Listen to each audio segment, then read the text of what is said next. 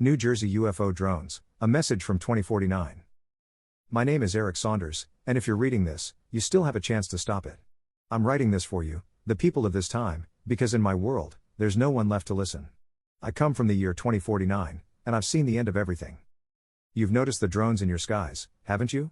Small lights, silent and perfect, moving in formations too precise to be random. The news dismisses them, experimental tech, civilian drones, a prank. Maybe you believe that. Maybe you think the government has it under control. I'm here to tell you they don't. Those aren't drones. They're scouts. Probes. Something far worse than you can imagine is hiding beneath the waves, and those lights are the first sign of what's coming. In my time, they emerged, machines and creatures we were never meant to see. They didn't come to make contact. They came to feed. Cities burned. Millions died. And now, even after all this, I can still hear their hum, vibrating in my bones. It's in the energy grid, in the sky, in the earth itself. You don't believe me. I get it, I wouldn't have believed me either. But listen closely. By the time you see what I've seen, it will already be too late. It started in December of 2024, in the skies over New Jersey. People spotted lights, silent clusters hovering in perfect grids.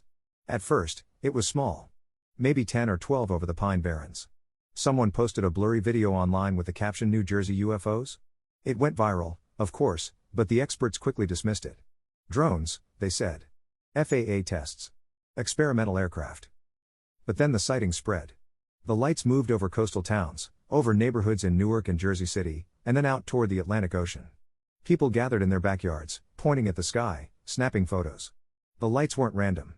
They were methodical, scanning, like machines studying a map. I watched it all unfold on my phone, the videos getting clearer every day.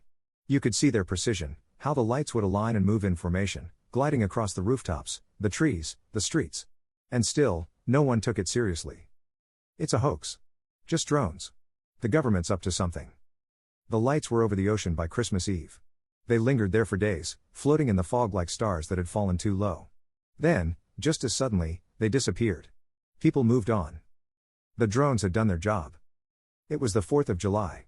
The night of fireworks, parades, backyard barbecues. I remember standing on my roof in Hoboken, watching the colorful explosions light up the sky over Manhattan. That's when I saw them again. The lights.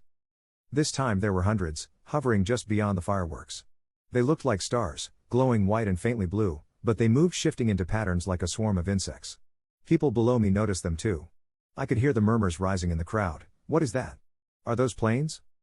Then the lights started to descend. I'll never forget the sound, the sudden, deafening hum that rose out of nowhere, vibrating through my bones. It was like 1,000 engines coming to life all at once. The lights folded and shifted, their glowing outlines collapsing into jagged, metallic shapes. They weren't drones. They were machines. The first explosion hit Newark. A flash of light and a fireball that swallowed an entire block. The shockwave rattled windows in Hoboken. Then Jersey City, 3 quick bursts in the dark, buildings collapsing in on themselves like sandcastles kicked over by a child. People screamed. I dropped to my knees, staring at the skyline as something enormous emerged from the water. At first, I thought it was a ship, but it kept rising.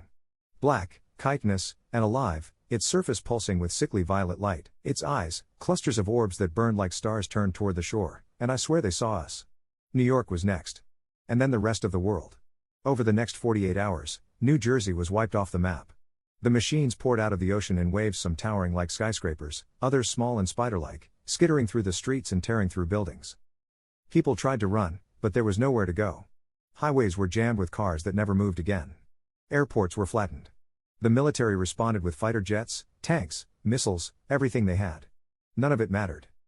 I saw it firsthand. A fighter jet fired a missile straight at one of the creatures in downtown Jersey City.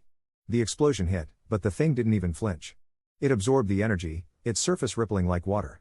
Then it turned, and with a single pulse of light, the jet dropped out of the sky. The machines were feeding. They latched onto power lines, substations, and entire skyscrapers, draining them dry. The lights went out 1 block at a time, cities falling into darkness. The hum of the machines grew louder with each passing hour, like the world itself was vibrating. By the time 2030 arrived, humanity was broken. The machines had spread across the globe, stripping cities for resources and turning the planet into a wasteland. Entire continents were swallowed by the creatures, oceans blackened, forests burned to ash. The survivors, what few of us remained, fled underground. That's where we lived for years, hiding in bunkers, afraid to make a sound. The surface was theirs now. The machines patrolled endlessly, and you could still hear the hum, vibrating through the earth, a constant reminder that we weren't alone. Some of the survivors whispered that the machines weren't just feeding on energy, they were learning. Adapting. They were alive, but not like us. Their minds were vast, collective, and ancient. We'd woken something that had been asleep for millennia, buried in the ocean's deepest trenches. In 2045, deep in an underground lab, while digging deeper and deeper for more resources to survive, we found it, an ancient machine hidden far beneath the crust of the earth. It wasn't ours, human hands had never built something so complex. Some said it had been left there by the same beings that had sent the machines. Others believed it belonged to a civilization long before us, one that had faced the same fate. The machine bent time. A door, not a weapon. It was our last chance. Me and a couple of others volunteered to go back. Back to your time, to the year 2024, to warn you before it starts. We tried everything to warn them, the government, the military, anyone who would listen. But every time one of us spoke out, they were silenced. Arrested. The FBI, the CIA, agencies that once served the people, became the tools to keep the truth buried. Those of us who knew too much vanished overnight, labeled as threats or lunatics. I'm the last one left, and there's no one left to trust. No way to spread the warning except this message. If you're reading this, you deserve to know the truth. The drones, the lights, they're not what they say they are. You're running out of time. Those drones you see now, they're the beginning.